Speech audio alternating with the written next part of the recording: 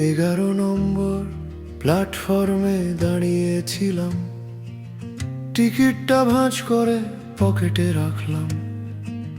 ঘোষণাটা দুবার হলো, আমি দুবারই শুনিনি, ভান করলাম।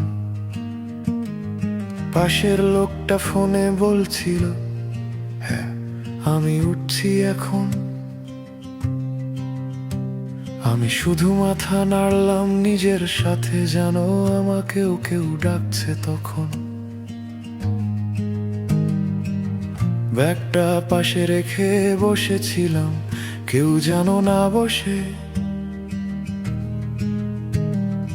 অকারণে একটু জায়গা চাইছিলাম, কোনো কারণ ছাড়া বসে। আমি উঠিনি ট্রেনে, ট্রেনটা চলে গেছে ঠিকই। আমি উঠিনি ট্রেনে, কারণটা বলিনি কাউকে।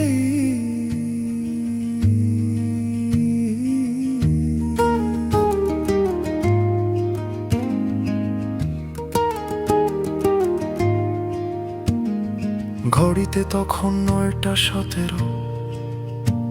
এই সময়ে যাওয়ার কথা, সব ঠিক ছিল, দেরি হয়নি, তবু পা বাড়ায়নি।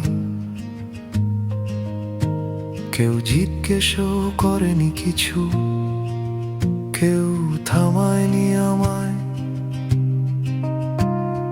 সবাই খুব ব্যস্ত ছিল, আমার মতো না হয়তো। আমি উঠিনি ট্রেনে, ট্রেনটা চলে গেছে ঠিকই।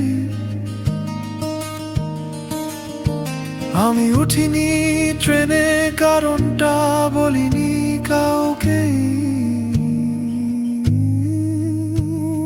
টিকিটটা এখনো আছে ওয়ালেটের ভেতর, তারিখটা মুছে গেছে একটু, তবু কাগজটা ভাঙেনি পুরোপুরি এখন।